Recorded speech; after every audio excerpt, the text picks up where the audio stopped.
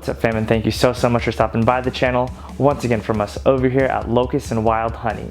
So if you guys have been rocking with the channel for quite some time, you will have already known that I took a bit of a hiatus from YouTube altogether because my first channel was terminated.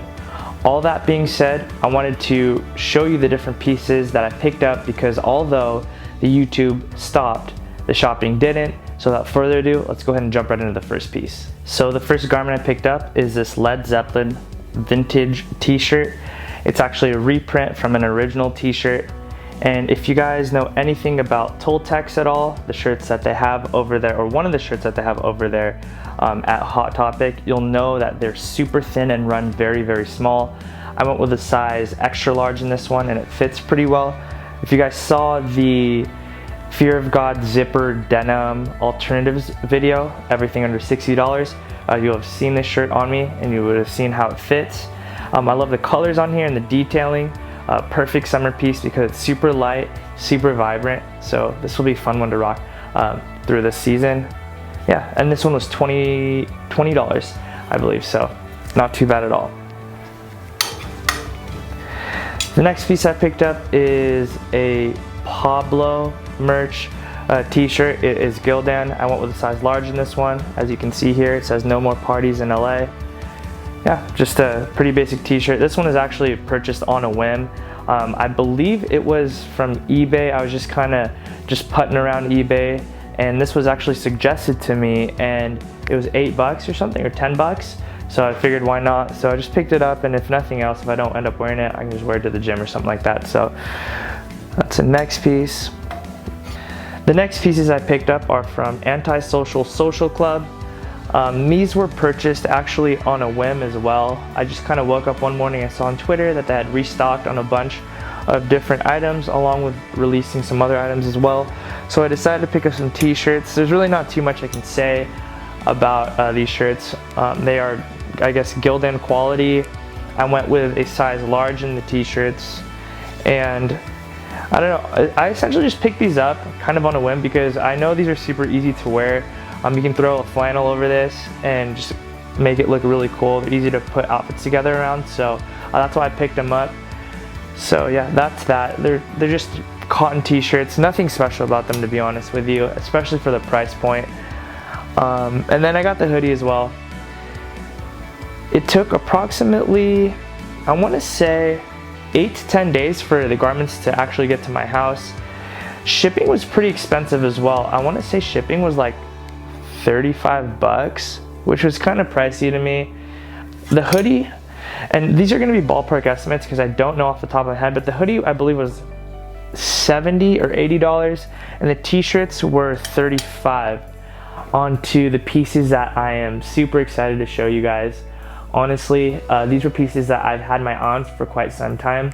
I mean, number one, because I do like the pieces themselves, but number two, because they're on the cheaper side of Fear of God 4th collection, so I decided to pick these guys up. I found them on Grailed from a seller who lightly wore them. I guess one of them was lightly worn and the other one was just tried on or something like that. So I decided to throw them a lowball offer, and it turned out I was able to get this stuff for under retail. I believe retail is $150 for each shirt, but I picked them up for $180 total, which would make it $90, and that was including shipping. So not a bad deal at all.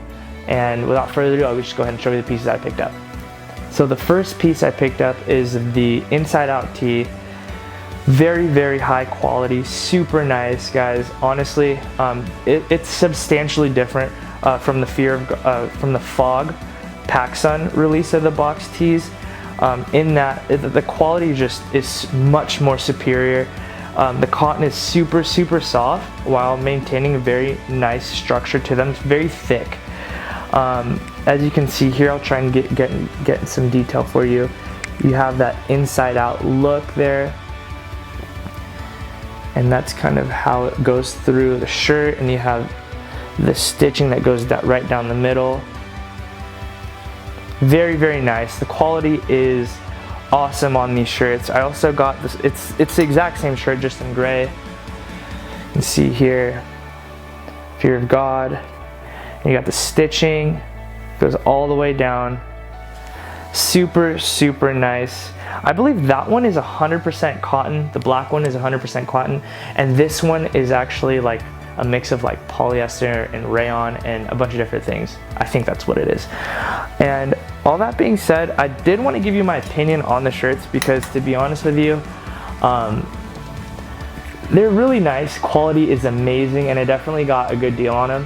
However, all that being said, I just don't know if I can pull them off. I'm gonna throw them on just so you can see how they look on body, and you guys can give me your opinions on them. But I don't know, guys. I mean, I don't know. I just don't know if I could pull them off. They're pretty long, and I'm pretty short in stature to begin with. So I don't know. Just give me your opinions in the comment section down below once I throw them on.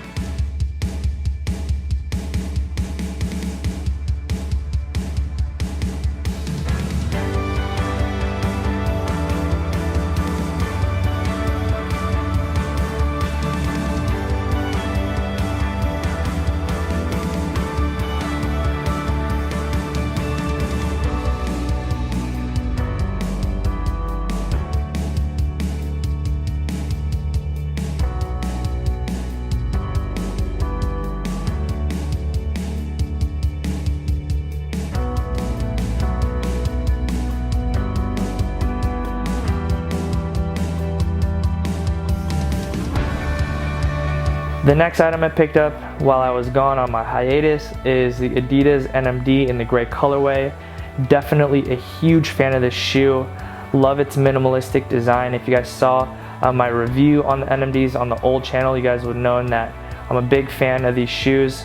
I'm not a fan of the fact that they don't have insoles, but I usually just throw in the Ultra Boost insoles and they work just fine.